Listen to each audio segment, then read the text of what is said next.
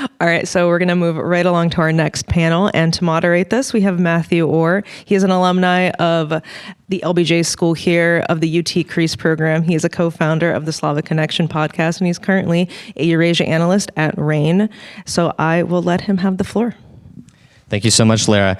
And I, in turn, going to briefly reintroduce our panelists right now. So to my immediate left, we have Leonid Ragozin. Leonid is a journalist based in Riga, Latvia. He had a long career at the BBC, and he's now working independently.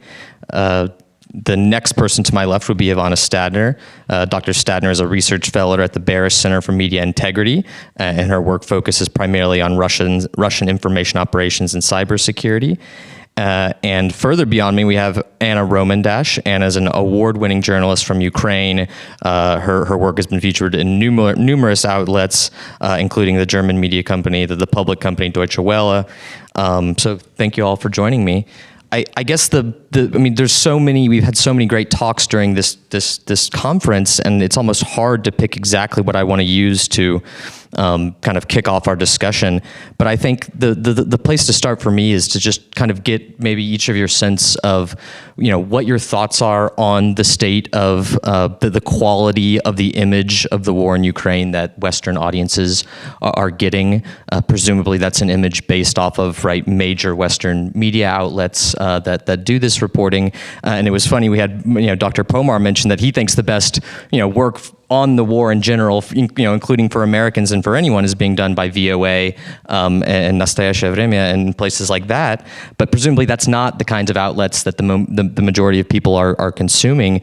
Moreover, at least to me, it seems that a lot of we have this mix, right, of coverage in major outlets where the editorial content is very immediately mixed into the news. It's readily available at the same places, and moreover, it seems like just as there's a daily flow of alleged unbiased media news articles. There's also this constant flow of op-eds and kind of sensationalized, editorialized content, right? Where we have yet another history professor from an American university has written their op-ed about how the Ukraine war is going to end at this time, or no, it's going to end at this time, and this side's going to win, and this side's going to win, and so it can kind of create a lot of confusion and chaos, and certainly I don't think it really is necessarily helping people get a good image. So I guess I would just ask your initial thoughts on that. Leonid, we can start with you. Sure. Thank you very much for having me here. I would say that the issue with the Western coverage of the war in Ukraine is the same as with the coverage of pretty much any events in the world, and it has to do with the fact that mainstream media tends to be telling people what they want to hear, and not really what they need to know. So the coverage, in the case of Ukraine war, the coverage is quite patchy. When it comes to what Russia does, to the atrocities in Bucha, in Kherson, in Kharkov region, to the workings of Wagner Group, those issues, they are being covered really well by Western journalists. In the case of Wagner Group, there is a great contribution coming from independent Russian journalists. Much of the insights and much of the field work is being done by them in Russia, in the Russian territory. When it comes to Ukraine, then we walk into the area of taboos and mythology. There is obviously a massive support of Ukraine around the world, and in the Western world in particular. So stories that somehow put Ukraine in the negative light, they are being dropped from the coverage, largely. They are being ignored, which is great in terms of the mobilization of support for Ukraine in the West. But it's also, it creates a kind of PR bubble which can burst unexpectedly, and then that will be eventually to the detriment of Ukraine, because you can blow this bubble indefinitely, but then comes this Kabul airport moment, and we are in trouble. Right. I mean, I guess that kind of gets at the point that I was really getting at, which is that it's such a hard topic to cover, because on the one hand, right, journalists, right, can't or probably shouldn't be involved in they certainly, it's not like anybody's trying to demoralize the Ukrainians or anything like that, or create a sense of fatalism that then itself affects potential policy responses. But on the other hand, right, painting this overly rosy picture doesn't do anything for anybody either. I guess, I mean, for Ivana, I would ask you, did you have any initial thoughts on that, or maybe specifically, do you think we're already seeing that? Are these images of who's being successful or unsuccessful, is that informing policy responses? Is that having some sort of detrimental effect? So first of all, I, in addition to being a researcher and writing all those academic and policy pieces, I'm also a special correspondent at the Kiev Post. And why that matters? It matters because it also, the way that I write, it really raises an additional question where I get information from.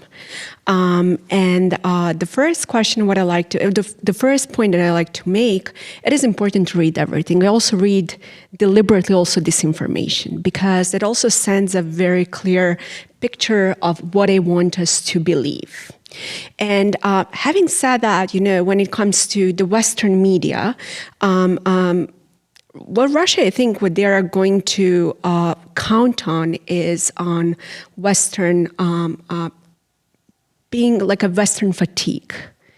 And number one thing that I want to emphasize is that we have to make sure that media stays like a fully focused on the war in Ukraine, because I do believe that it's going to be a protracted war for a long time. Having said that, the real question is, how should we actually cover this war? And you're absolutely right.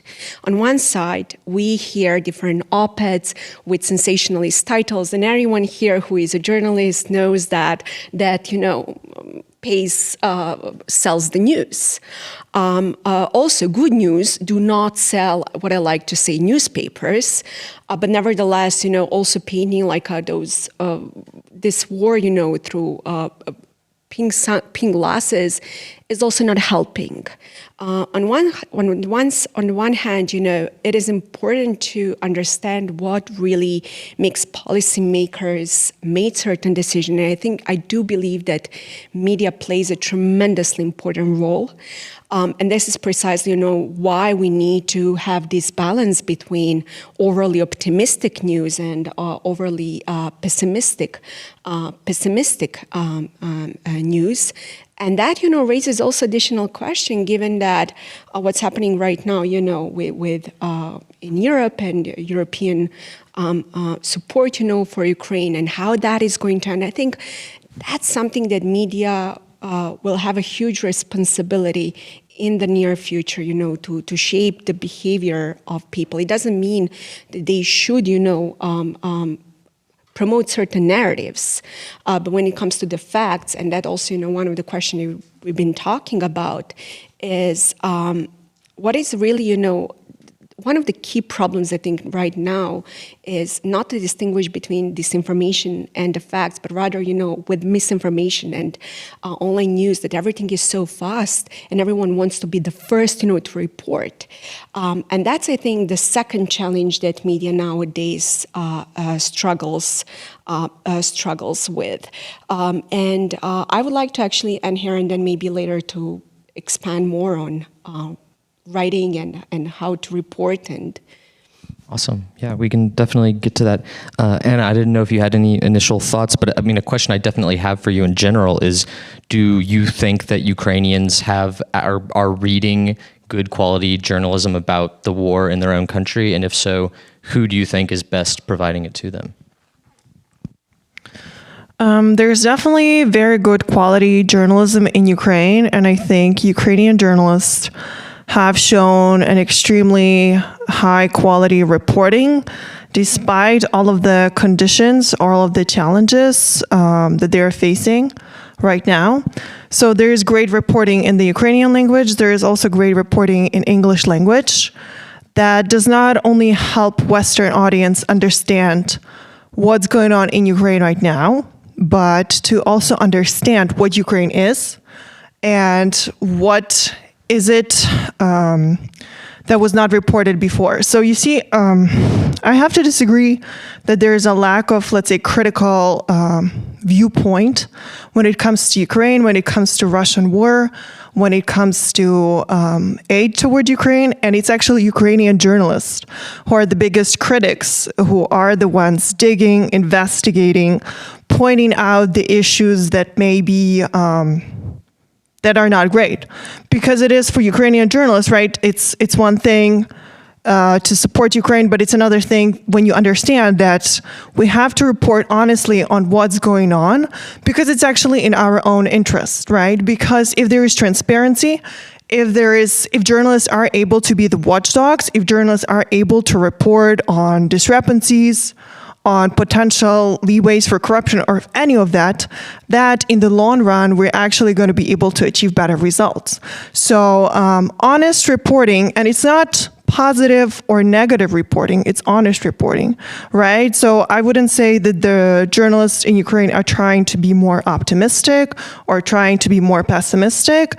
There is a general understanding that we have to report honestly, but without disclosing certain information about the army movements, and so on, right? So there is a lot of understanding on security. You don't want to put people's life in danger. So this is something that's very important. And another thing about the quality of journalism in Ukraine, I think a lot of journalists did an amazing job. So my colleagues from Kyiv Independent, for example, the Kyiv Independent was one of the biggest media in English language in Ukraine. There are a bunch of others, but that is kind of like an example where an English language channel just mushroomed around the full-scale invasion of Russia. And they were doing an amazing job explaining to a lot of Westerners what Ukraine was. Why? Because there are a lot of Western journalists working in Ukraine, a lot of them reporting on the news, on massacres, on a lot of things. But the problem, a lot of the journalists have only recently come to Ukraine. Most of them have been Moscow correspondents of a lot of big Western media. Most of them don't speak any Ukrainian, or they speak only basic. They mostly speak Russian. So they come to Ukraine now or in 2022 and they have to report on Ukraine, while most of their contacts are in Russia. They only speak Russian, and then they have to explain to their audiences what Ukraine is, why it matters, and so on. Their audiences don't have that context. They don't have background knowledge. And what's more, a lot of these journalists were consciously or unconsciously often spreading Russia narratives when reporting on Ukraine before 2022. So it's actually the job of a lot of Ukrainian journalists to correct that and to provide honest information and to correct all of these misconceptions that have been taking place. So this is something my colleagues and I are doing on the ground when we're reporting on children deportations, language issues, and so on. That's absolutely fascinating. Do you think that those misconceptions are potentially, I mean, where do you think that those are more common? Are those more common in like American newspapers, or does that come, I mean, what do you think is really the kind of the underlying reason for that?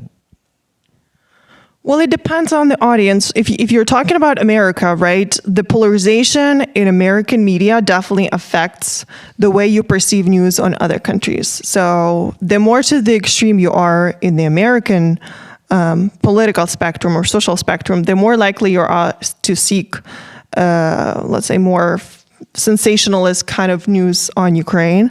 I think a very big narrative of the Russian propaganda before 2022 invasion was that Ukraine is a failed state, it's extremely corrupt, and it's full of Nazis, right? And this is something that is still being amplified by a lot of people. And while mainstream media understand and are trying to kind of educate and be like, well, this is not actually true, here are the facts, here are the actual information, a lot of extreme voices would be repeating this propaganda, would be trying to kind of amplify that. And this kind of gets into the mainstream kind of conversation, right? Because they would say, yeah, most of this isn't true, but here's the thing that is true, right?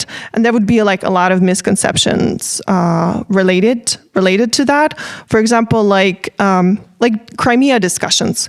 Crimea discussions never really cover the mass deportations of Crimean Tatars from the peninsula, right? They're like, oh, majority of the population there are ethnic Russians. Why? Well, Crimean Tatars were just kicked out of their indigenous land in the 40s. And a lot of them came back in the 90s, but it's not something you would normally hear people reporting about, right? And I don't blame Americans or Europeans who don't know any kind of demographic movement that happened in a country that's not theirs. But I'm just saying, this lack of knowledge definitely contributes to misrepresentation and misconceptions. Yeah, I don't know if either of you had any thoughts on that. But. Well, I guess I'm slightly wary about such terms as Russian narratives. I mean, obviously there are narratives that the Kremlin is promoting in its interest. But this has been very often applied to journalists and thinkers and analysts who are not promoting Kremlin narratives, who are promoting their own narratives based on their experience and sometimes very long experience in the field. So that, I believe, should be always distinguished. Again, while Anna is a journalist, I am a special correspondent. Again, I'm writing op-eds, opinion pieces, which is very, very different. And having said that, in the Kiev Post, I think one of the greatest things that my colleagues are doing, that they're also trying in English language to communicate messages, what really Ukraine is about, the culture, about the music, about the art, because let's call a spade a spade. I mean, even prior to 2022, a lot of people here in the US, it would be very, very difficult for a lot of people to find Ukraine on a map. And I think it's very important to have a context. And this is precisely why I think, that places such as Kiev Post or Kiev Independent are really doing a marvelous job in putting things into context and making people across the globe familiar with the broader issues and such as culture, for example, related to Ukraine, that actually can give more structure and more context to what's happening really on the battlefield. Yeah, I think that's absolutely correct. I think we also have to talk for a second about journalism in Russia, because obviously what's going on in Russia is the other, huge side of this. And the presentation we just saw, noted the apprehension of the Wall Street Journal correspondent essentially being taken hostage, and it seems clearly an attempt to intimidate attempts at journalism that would actually be very, very helpful in understanding what's going to happen in the war. Right? It sounds like he was in Yekaterinburg, which is a major arms production center. Nizhny Tagil is, of course, where Russia is one of Russia's only real tank factory, at least the only one that makes brand new tanks. So, what can we say about the quality of the journalism coming out of Russia? There was, scandals at some of the major Meduza, for example, and which is a now Latvian-based outlet that does a lot of Russian language work. For this idea that a lot of the insides that these Russian journalists received turned out to be incorrect, and these are previously very authoritative outlets have almost essentially gone through situations where their credibility, if you will, has declined. So what, I guess this is for you, Leonid, but what can you say about, is there really any quality sources, or what are you looking for when you're looking for information from Russia? Right. So I'm based in Riga, where most of Russian journalists have moved after the start of the full-out invasion, and whole editorial offices, including the BBC and Radio Liberty, but also the actual Russian independent media. It is a difficult situation. So when you said reporting from Russia, this is something that is not really happening, because as we have established, the reporting goes from places like Latvia or Tbilisi. It goes partly from Russia, but journalists working there are working partly in the clandestine regime, or partly they are risking. And what happened to Ivan Gershkovich is very personal to me, because he, like, I know him well, more or less, and he stayed in my flat actually in Riga on a visa run for a month. So these are risks people are facing. The risk, the professional risk, which Russian journalists abroad in exile are facing, is losing touch with the audience. The journalism should be organic. And that, of course, distinguishes the independent Russian journalism from news organizations that are broadcast in Russian, but that associated to a different extent with Western governments. Like Voice of America or Radio Liberty or the BBC. So they do excellent job, especially the BBC in terms of BBC Russian service, in terms of covering this this conflict. However, time... You preceded one of my questions, which is, right, who is actually filling this vacuum then? If we've established there is no Russian journalism, now you seem to be saying that... No, look, there is still Russian journalism. And there is still organic Russian journalism. There is still independent Russian journalism. And going to Riga from Moscow in 2022 is not the same as, like Seva Novgorodtsev went to London from the Soviet Union in 1977.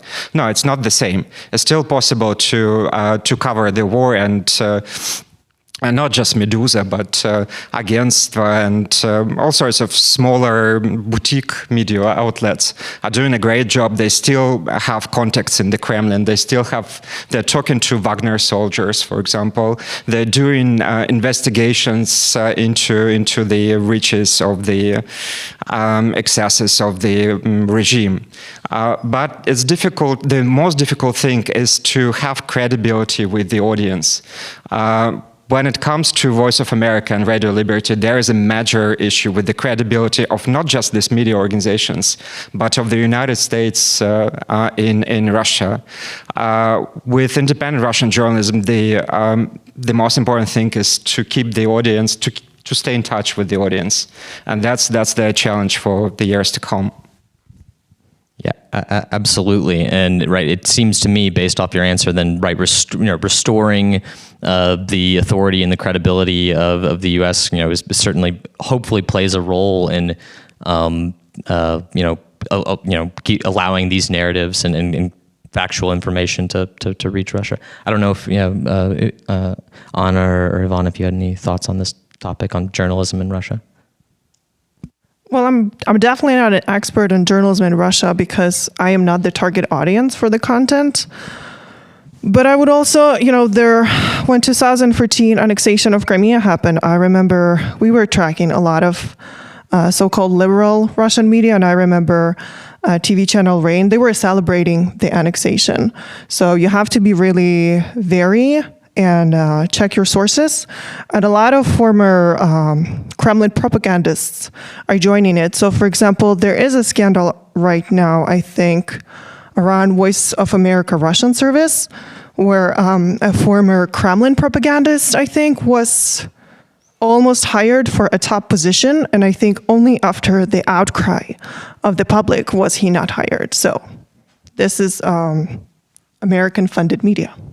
I'm actually not even familiar with this case. Yeah. And also may I add, because I know the situation with the Dost very sort of intimately, no, it's not true that they celebrated. The annexation of Crimea is just not true. Full stop. Well, there is actually a video of a Dost RANE TV journalist online saying this is a historical moment. Crimea is reunited with Russia. I'm sorry, it's just not true. It is.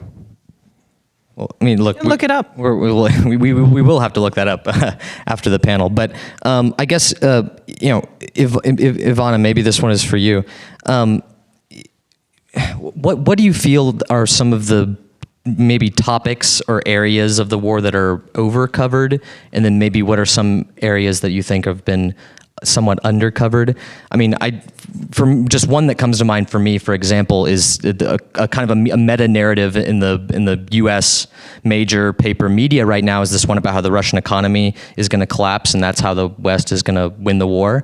And newsflash for the listeners, whether Russia runs a 3% of GDP budget deficit this year or a 6%, is not really going to have a huge material impact. But it's just an example of the kinds of things that journalists and people are grappling onto to try to figure out where we are in the war and things like that. So. Yes, absolutely. But before that, would you mind if I just also comment on a previous question? Because I think this is a moment also to talk about RT and Sputnik, if we even should call them journalist places or propaganda better. But nevertheless, when we are talking about where information is coming from, coming also to the West, but also elsewhere, and that's something I was talking yesterday, why Russia has not lost the information war, because even though RT and Sputnik might not appeal or resonate with the audience today here, I'm confident to say that in places such as Africa or in places such as Latin America, RT and Sputnik are working. And not only that, and then, there are stories I picked up by local bloggers and social media influencers. And this is, precisely a place, how do you even compete with them? And that puts me, in a context of the role of the Voice of America and Radio for Europe, Radio Liberty, because RT and Sputnik, they can use, for example, very sensationalist titles and emojis and the language that can appeal to people, versus Radio for Europe, Radio Liberty, and Voice of America, they have a standard that they have to follow for journalism.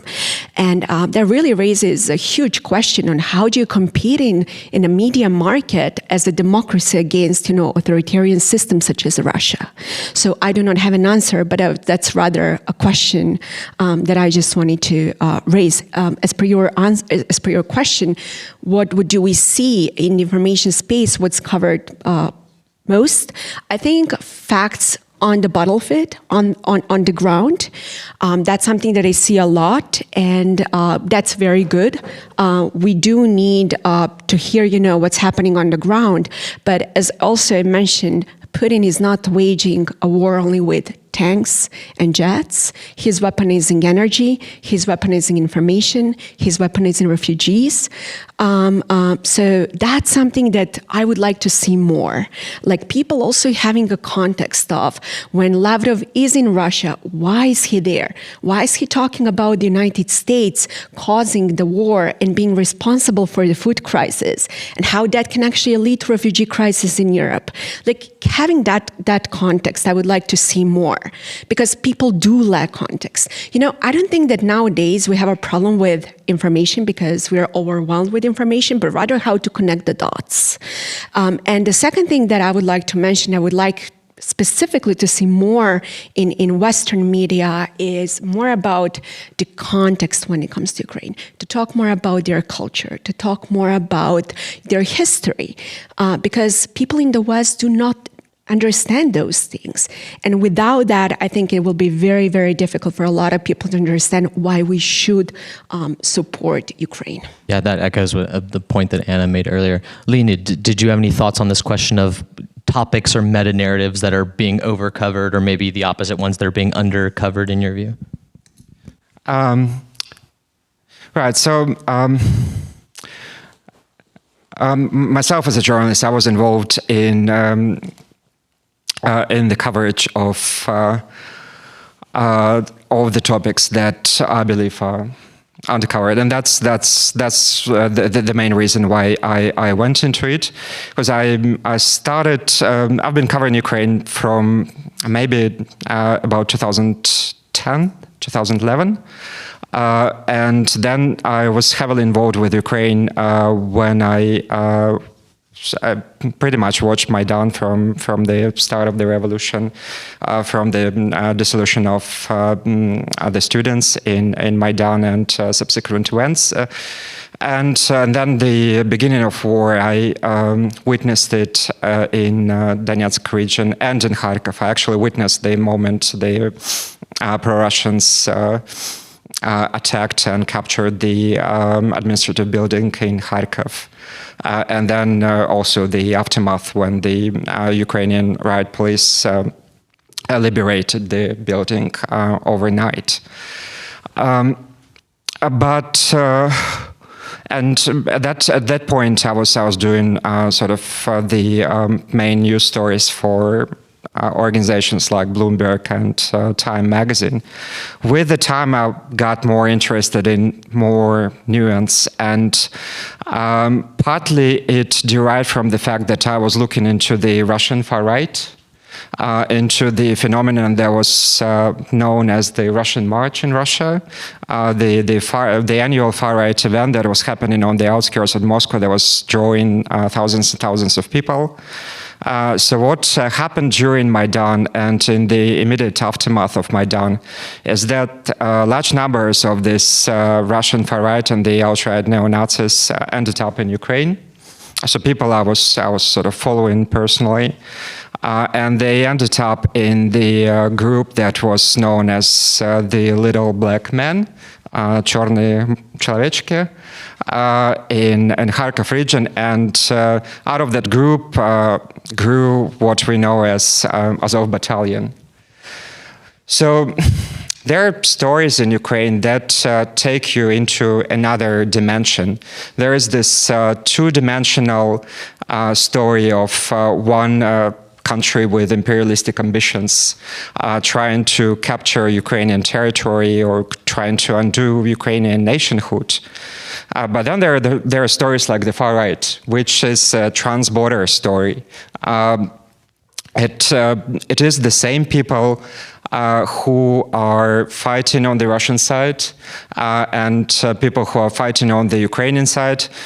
In my case, I followed a person called Roman Zuhil, who was a neo-Nazi from Moscow, and he came and joined the Azov Battalion. But his best friend, with whom he was at Maidan, he went back to Russia and he joined the Rusich unit, which became the backbone of Wagner Group. That was a pure neo-Nazi unit, and Rusich is responsible for some of the most sadistic and atrocious war crimes, which they advertised online. So these people continue to talk with each other. These people pursue an agenda that is different to Ukrainian interests, that is different to Russian interests. They foment war. They basically like the war. And from there, you start uncovering issues that are largely taboo, that are not being covered properly, and that's to do with mafia state, which continues to exist in Ukraine, very much so. That's to do with the assassinations, political assassinations that were happening in Ukraine after Maidan. I was involved for 2 years in the investigation of Pavel Sheremet's assassination with the Ukrainian outlet called Zaborona. And well, unfortunately, that's where you learn all the things about Ukraine that you don't want to know, or you didn't want to know. Things that don't just have to do with vile individuals, but things that have to do with the system. Questions arise about what happened to the assets of Yanukovych's government, for example. And then you find out that there were courts created set up in the war zone, in which decisions were made in the most non-transparent manner as to the what happens to these assets, and then they just evaporate. And you eventually come up with this picture of the unholy alliance between corrupt officials, the securitocrats, the siloviki, and the far-right groups that are actually criminal gangs that just find a label in the form of far-right politics. Right, and so I guess so. The idea is that these painful, uncomfortable elements of Ukraine's past aren't. I mean, is the idea that they need more coverage now because that's the only way? I mean, or just because it wasn't covered properly in the past, and that somehow. I mean, I guess I guess I'm. Especially for Americans, a lot of other people, right? Where they're, there's kind of a broader meta narrative going on, and there's the war, and so I guess the question is, what does this this whole other narrative? I mean, how do you even go about bringing it into the fold, et cetera, and what to what end? Well, I guess it boils down to. What is this war being waged for in Ukraine? What values people are fighting for? And of course, for people who are dying heroically on the front line, for Ukrainian soldiers, for people who are making sacrifices in Ukraine, that I guess is the ideals of democracy and a common European space. What it is for the securitocratic elites, what is it for the oligarchic elites, I'm not sure. And I'm also not sure what it is for various lobbyist organizations in the West that are engaging with these groups in Ukraine. Anna, did you have any thoughts on this? Can you repeat your question? Just this idea of narratives that are being undercovered or overcovered in the journalism about the war. Okay, so a few clarifications, because I'm actually right now, what I'm working on, there are two big topics. First of all would be Russia deporting Ukrainian children and how these children are being returned to Ukraine. So I'm actually talking to a lot of, ordinary Russians who are just, who are adopting Ukrainian children who were stolen from Ukraine. So that's one topic. And the second topic I'm working on is actually Jewish Ukrainians and Israeli volunteers in Ukraine to kind of address a lot of the myth or ideas about Nazis in Ukraine and so on. So for Azov Battalion that was mentioned, Azov Battalion did have right-wing beginnings. I believe when it was created, 2014, around that time, it was not a regular unit, right? So it had all of this political ideology attached to it that was right-wing, and there were a lot of people who were neo-Nazis there, but when the full-scale invasion happened, and I believe even before that, that unit was incorporated into the regular Ukrainian army. And in the regular Ukrainian army, all of the political ideology is prohibited, right? So it is right now a regular unit, and a lot of people have been joining it, not because of any political affiliations, but because it does have a good reputation as a strong unit. So I actually reported on that a few months back. And after Azov soldiers were kept in Russian captivity and were released, they actually went to Israel. So a bunch of guys from Azov, their leadership, was met in Israel with Israeli leadership, Israeli civil society, and so on, which shows that that unit has transformed, right? So I will not speak, I cannot say of any individual soldier in that unit or any other unit, but there is no political ideology attached to it at that moment. I do think that there is a lot of things that are being reported in Ukraine that may not necessarily get into the Western media. So there is a lot of investigations, for example, that are taking place in Ukraine. And me and my colleagues, we're working on that, right?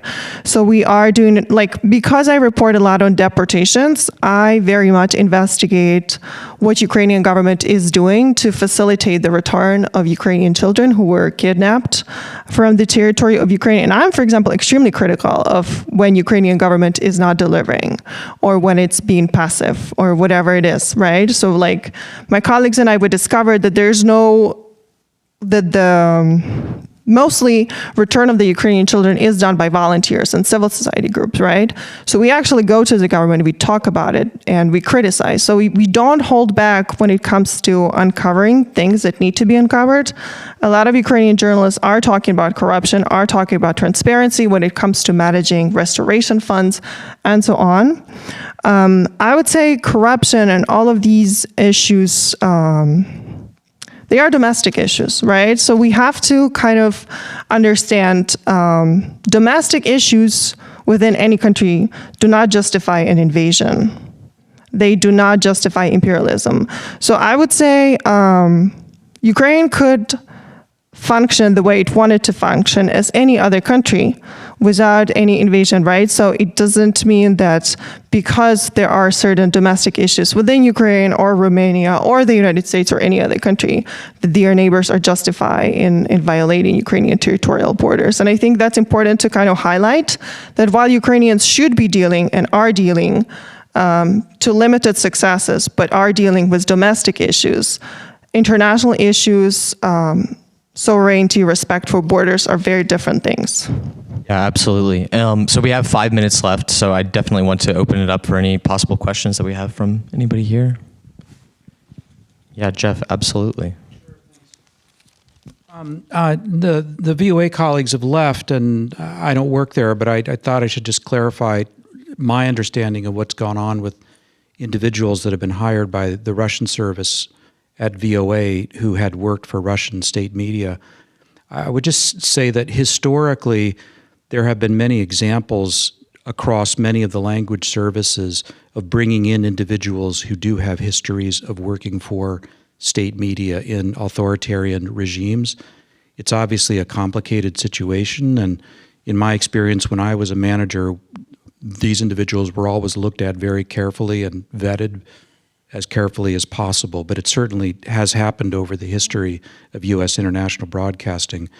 I believe the situation now is that the hiring of, I think it's 2 individuals is being reviewed, and there's a review underway inside VOA about whether these people should be working there or not. So I think that's the situation with that. We're in the first full-scale war in the digital era, and it has really distorted the work of traditional journalism.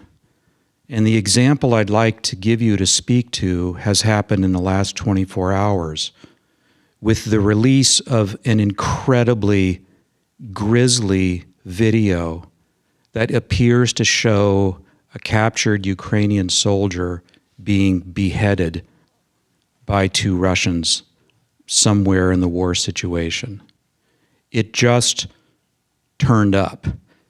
In the old days, such a story would have first gotten to journalists who might have then made an attempt to ascertain, did this happen, did it not happen, before it would have been put out. But that's not the world in which we're living. Journalists are eclipsed every day by these kinds of things emerging, and they're left in a position to then catch up forensically with what's going on. But in the interim, the video has been condemned around the world, including by Peskov in the Kremlin, says, oh God, that's awful. You know, whatever happened, it was terrible if it really happened.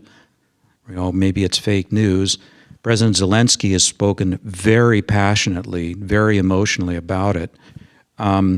Journalists are starting to do forensic work on it now. You know, it looks like it was summertime. It's hard to tell when it actually was shot. You can see these insignia on the uniforms and things. But the point I'm trying to make is that it puts journalists, traditional journalists, in a completely different position from anything they'd ever been in before. Could you comment on this and how it is affecting the coverage of this war and complicating the work of journalists in trying to do traditional professional work on covering the war? Thank you. Yeah, that's a great point, Jeff. Leonid, I'll start with you on that one.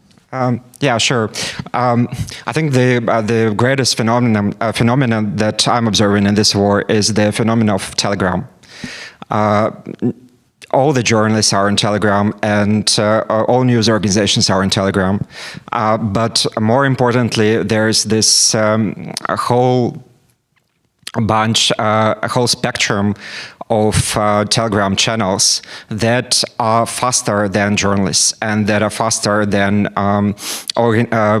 organizations that are monitoring the events in the war. So what happens in practice with the coverage of like moves on the front line in Bakhmut is that I learn first about it from the Russian and Ukrainian war monitors on Telegram. Some of them are not accurate, some of them are pretty accurate.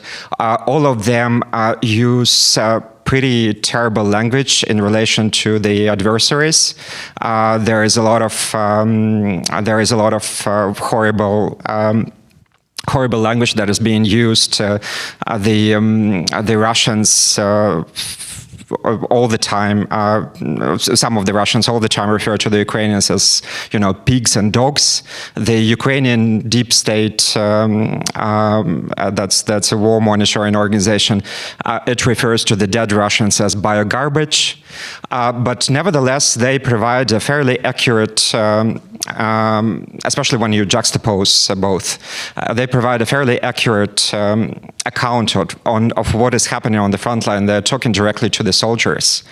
So what happened next is that this is being picked up by organizations like Institute for the Study of War on the next day, and then on the third day it goes into the New York Times and Washington Post.